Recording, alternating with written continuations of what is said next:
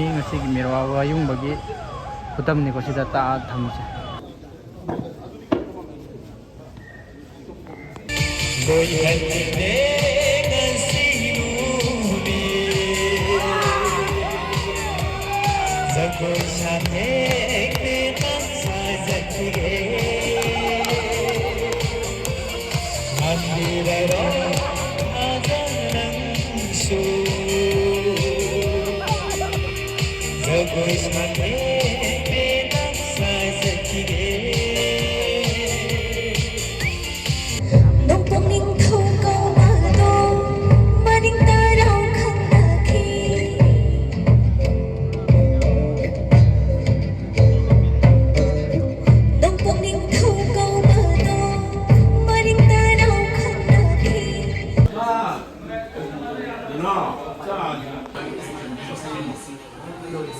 Hi ma'am. Ma'am ngasi video se ngarang mira hau chongba amasung ngasi mira wayungbagi adum ani pullaga semjarabani chingtam ani gi nungsi mari hena chet chan hannaba idana aisu ngamjaba video se mate adum semjarakpane aduga iningthau lesemba sana jawbagi manakta su changjarubagi mami khasa dum yawi aduga akhoi chingmi tami ahal mayam mapunbagi adugi mami su yawi aduga mira wayungbagi लाटेन कई का थान बगी अदुगिसु यावी पुना यमिनसी मखाताबा video नुंसीरे लाटेन जे सही अहुम मरी दि सुग्रेबो को आइना सेममबदो दो मखागी खरुक थंगबसे लोइना काथेखरा दो सी रीइंस्टॉल तौदे मका सेमदे सेमगे मेरा वायुंबा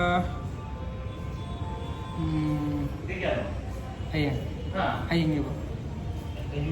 मेरा वायुंबसे कनो तो अनीरा अहुमनक्ति थानरुरेबको अदुम हाइजे लोइ लोइरे अदो सी ब्लब सिजु इसिंग चंगा लेरमेबा सिनदोक्तेन ममांग ममांग आइ सेममने बुसि एलईडी ओइन हापा तोन फोंने ओला इदे लेइ मेनो यारेदा सिना हेन लोंग लास्ट ओइदिन कुइ काइ मेने हा कुइ युनिगे काइ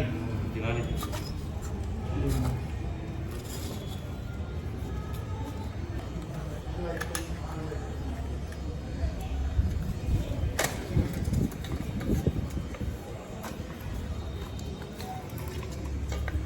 ब्लफ से याम नान हाफ के भाई तार पुलिंग लोई कार है तो का मनुंग की जो सिंगावर ले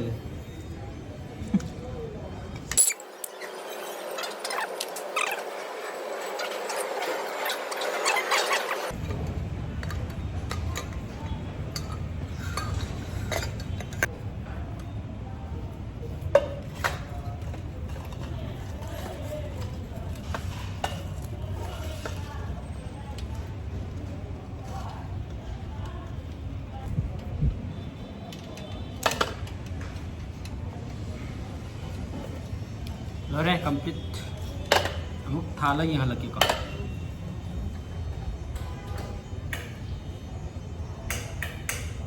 मैं हजिक सेमबदो लोइरे को अदो चिंग अमसुंग तम अनिगी नुसिमरी हाइबदो सिगी लाटेनसिना खुदम ताकनै को हाइदि तंपाक मचिन मनाव लेरी चिंग मचिन मनाव लेरी हाइबदो सिगी माइगान सिना उबो फंगदोइनी अदो होय हजिकपुदी बाजार मनुंग दि लोइना माइगान ngata ngaire अदो सो चटनबी हाइदे मांगबा यादबनिना असमायना तौनबनी वीडियो नि जिदं सेल्फी का पिरो अदो आई येंग हलागे फजना को हजे आइना थालंबदो ngasi मेरा वायुंगबनिना सिगी फजना थाले अदो एलईडी से खप्पे दे फोन दा खप्पैनि को असेंबो हजे खप्ते आदगी बाजार मंगदा योंगिबा स्ट्रीट लैम्प सिदगी हेना मगुन लेबा ओइदोइनी ngasi मेरा वायुंगबगी खुदमनि को सिदा ता थमसे हजिकना कोनुंगा इनिंगथाउ लाइसेम्बा सना जावबना खरखदगी हजिक प्रोग्राम याव चलेको अदुसु मेंमिनसे मा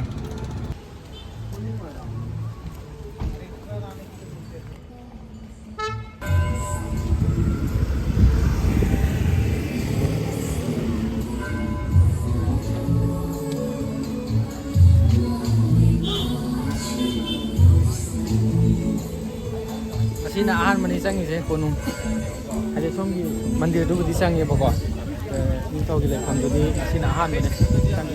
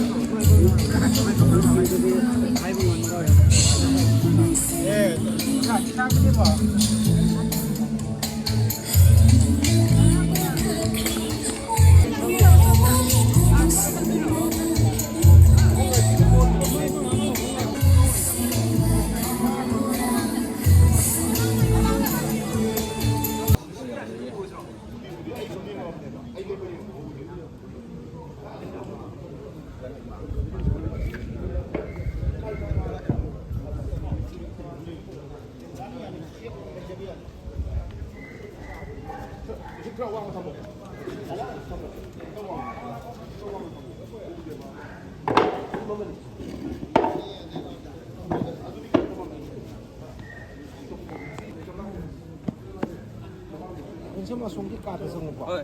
이거 상민이 조상인데. 내가 좀 해봐. 하나 뭐 하나.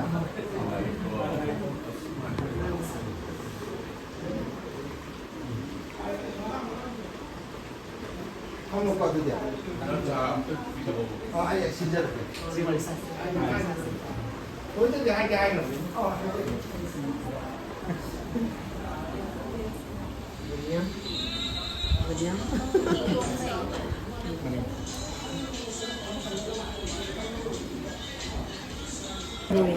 मैम प्रोग्राम से अखोई आर्टिस्ट की ओइना फंबम जो तोंगाना सिनबिरे इनिंग थोना याम नान को अदुदुगा रोयमुसन रोय रोयमुसन से आई ब्रदर से चिरू ट्राइब ना चिरू फोक सिंगर ओइदने अदुगा रोसमेरी अदुगा अखोई सिस्टर रोसमेरी साइजा तंकुल ट्राइब ओदिनेको अदुगा अखोई पाबुंग मैमना थोइतो हिंदोना खन्नरबा लेजेंडरी सिंगर पाबुंग येन पाबुंग नव भोल्केन समदा लाइरेको ऐसी प्रोग्राम सिदा पुनदैने अदो चिंगुरोय तंबुरोय ओकपगी थौरम हाइदना हयेंग मेरा वायुंबगीदमक्ता ngasi चिंगमी मणिपुर सिदा खुंदारिबा चिंगमी लोइनमक लोइना तिनबा नुमित हाइबदो ओइदोनेबको अदुगा वर्सो चिरू टाइप तगी लेंगिरको मालेको मिंग हाइबितंग हाइबियो JR Zatungwan कंचुक तगी नेको अदुगा फ्रेंड प्रोग्राम मखा ताबदो दुम मथंग मथंग अदुम ये हंजरा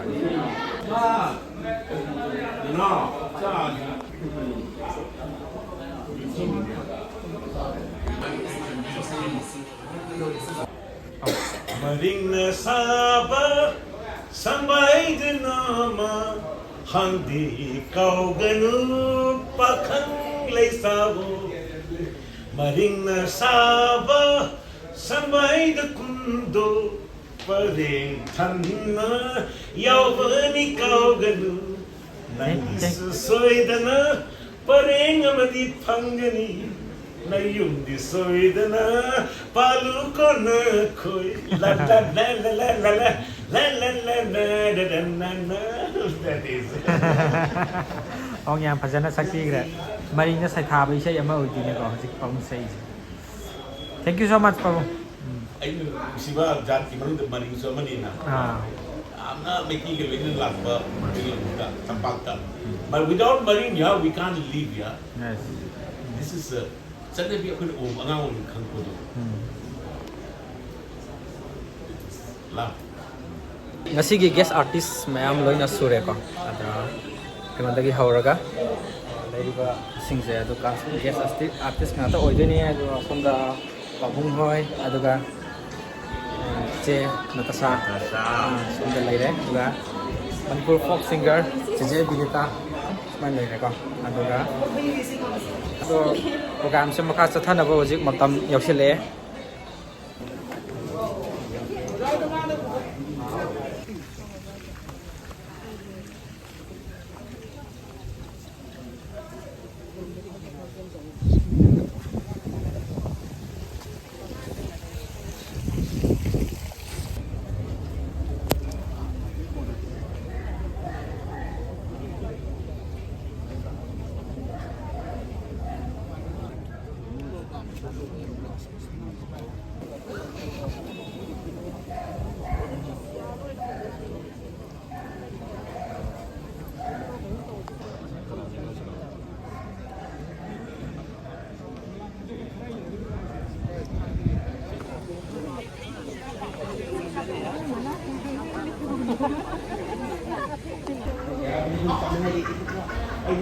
imagi tergi so aduga aku di fokus na aku di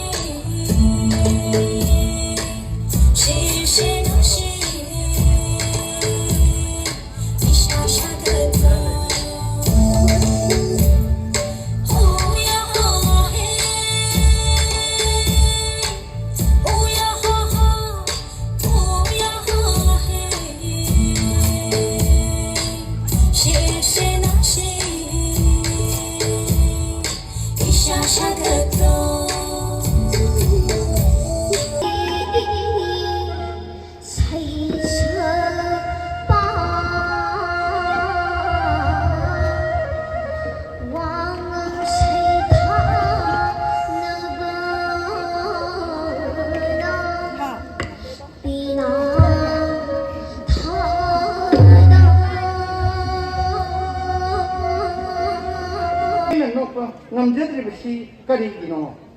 ꯄꯨꯝꯅꯃꯛꯀꯤ ꯄꯥꯎꯈꯨꯝꯁꯤ ꯑꯩꯅ ꯄꯥꯝꯖꯩ ꯃꯗꯨꯗꯤ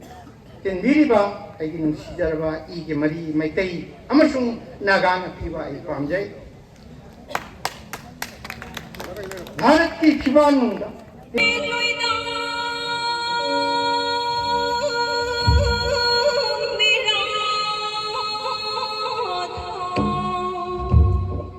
ngasi korau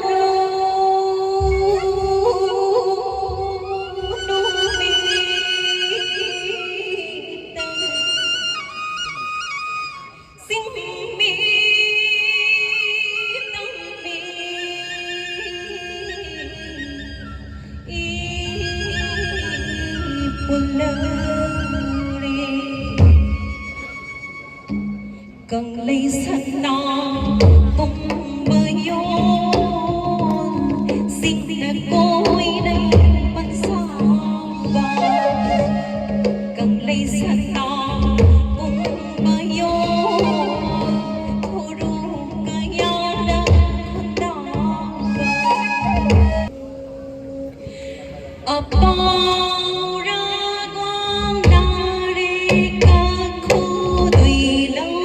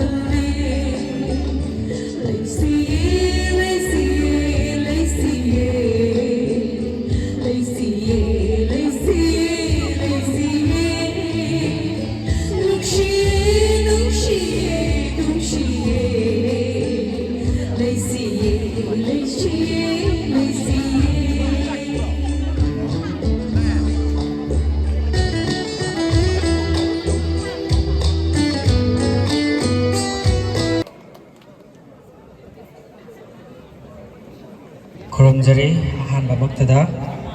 ꯃꯥꯡꯗ ꯂꯦꯡꯁꯤꯟꯕꯤꯔꯤꯕ ꯏꯅꯤꯡꯊꯧ ꯑꯃꯗꯤ ꯏꯃꯥ ꯂꯩꯃꯔꯦꯝꯕꯤꯕꯨ ꯏꯀꯣꯛꯅꯅ ꯈꯨꯔꯨꯝꯖꯔꯤ ꯑꯗꯨꯒ ꯆꯤꯡꯗꯒꯤ ꯂꯦꯡꯕꯤꯔꯛꯏꯕ ꯏꯄꯥ ꯁꯛꯂꯕ ꯄꯨꯄꯨ ꯁꯛꯂꯕ ꯑꯗꯨꯒ ꯇꯝꯄꯥꯛꯇꯒꯤ ꯂꯩꯕꯤꯔꯝꯂꯤꯕ ꯏꯃꯥ ꯏꯕꯦꯟ ꯄꯨꯝꯅꯃꯛꯄꯨꯁꯨ ꯅꯆꯥꯅ ꯏꯀꯣꯛꯅꯅ ꯈꯨꯔꯨꯝꯖꯔꯤ ꯑꯩ ꯏꯁꯥꯃꯛ ꯃꯔꯤꯡ ꯍꯥꯏꯔꯤꯕ ꯖꯥꯇꯤꯗꯨꯗꯒꯤ ꯂꯦꯡꯖꯔꯛꯄꯅꯤ ꯉꯁꯤꯁꯦ ꯑꯗꯨꯒ ꯁꯅꯥ ꯀꯣꯅꯨꯡ ꯑꯁꯤꯁꯨ ꯑꯍꯥꯟꯕ ngasi ahanba lengsinba haitare hana song changdri aduga ngasi aina sakadariba isai je mamangda folk song kai ka de adum tagre ai maring dialecta manipuri londa translate tawraga sakhiba isai adum ai khudol ani khatang tamjaramge manipuri da ama maring londa ama ga translate tawjaramge aduga nasi nuaina ka aduga isai sina taglibadi chingmi tami amatani haibagi wakhalonda nungsi chanana laiminasi pakhang leisabidagi hauraga sumaina isai se collaborate tawraga manipurda aina translate tawjakhibani ado isai taminarse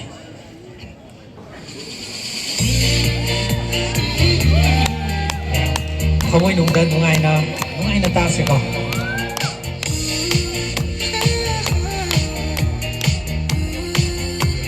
Momon na aduga si jana na himinawa singmi tami amatani haibagi wakhalonda senjaki baisene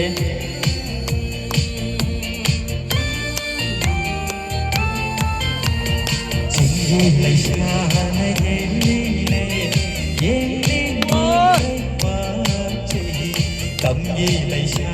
suwati ko yeli makan fajare Chingi laisha na heli re yeli makai pache tamgi laisha suwati ko yeli makai fajare dakhoi ne gi jagora ai su yaung re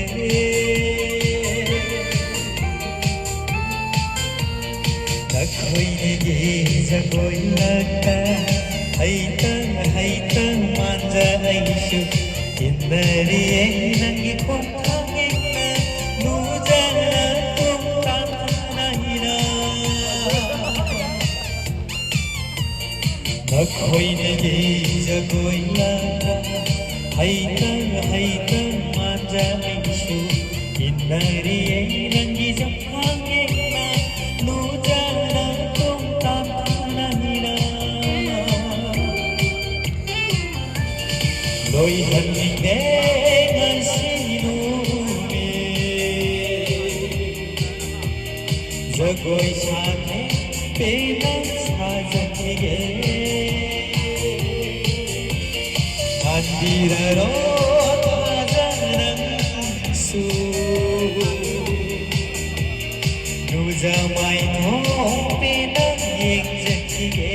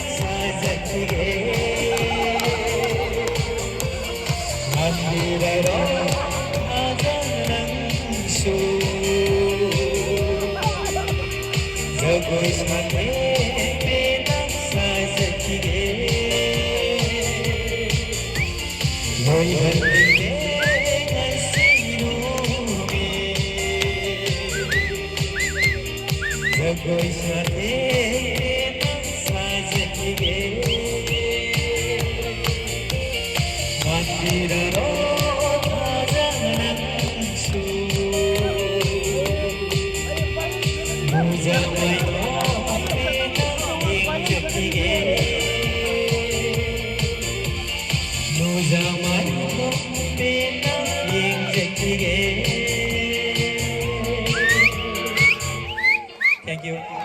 Ani subay sa isu adum harau nungai bagi adum saksarake. Jagoi sabe isai ni. Maring di maring hai riba jati sidi isai jagoi tana yom laga laiba jati amane maram aduna lamdam khuding mak satpa ganda sudum isai nungmai na adum harau nungai na enjoy tawraga laiba jati amani aduna adum jagoi sabe ke adum sakchara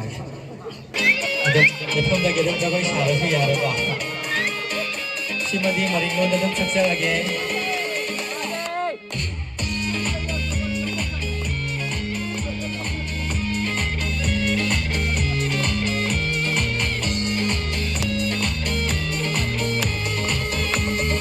hey hey om ya kai mane di bangko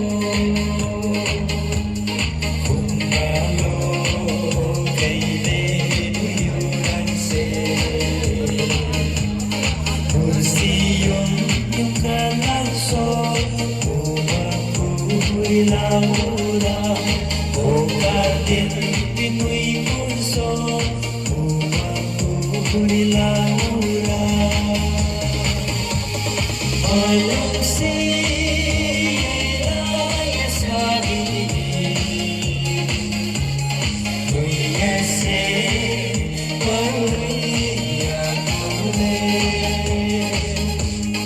Imurang ako kayong san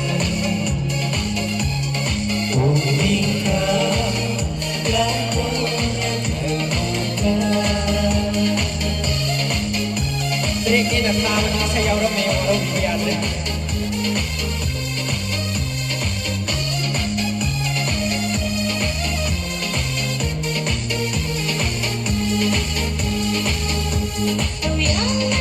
Kopi orang ni kok extra orang ni.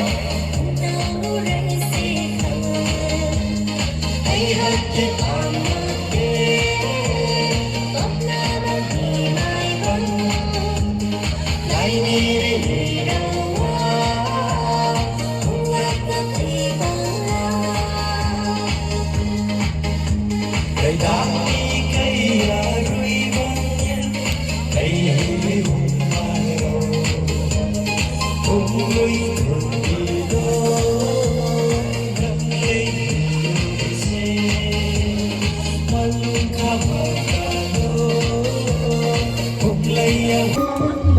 cho kênh Ghiền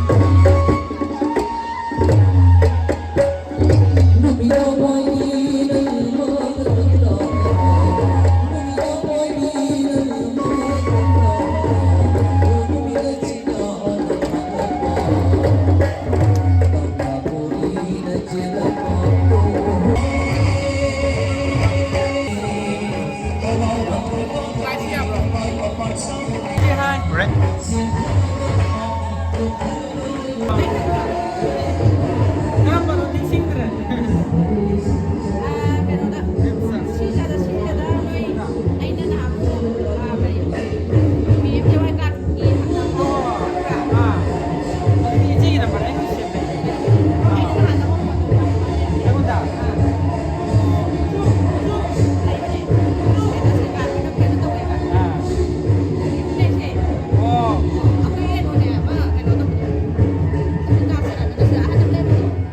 để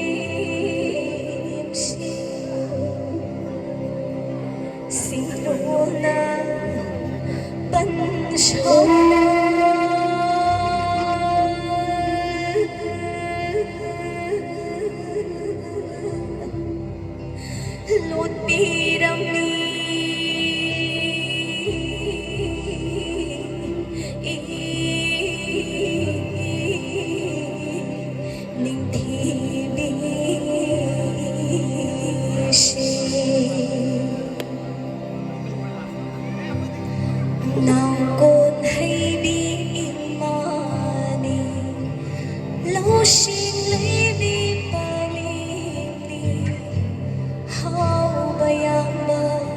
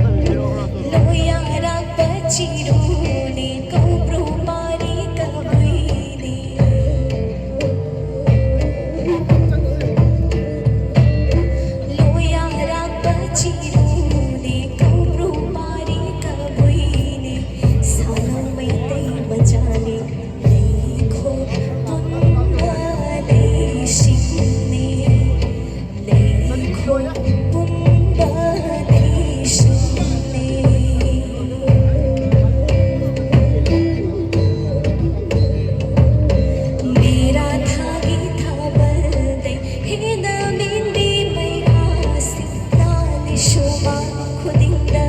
Tampa मची खुदिंगी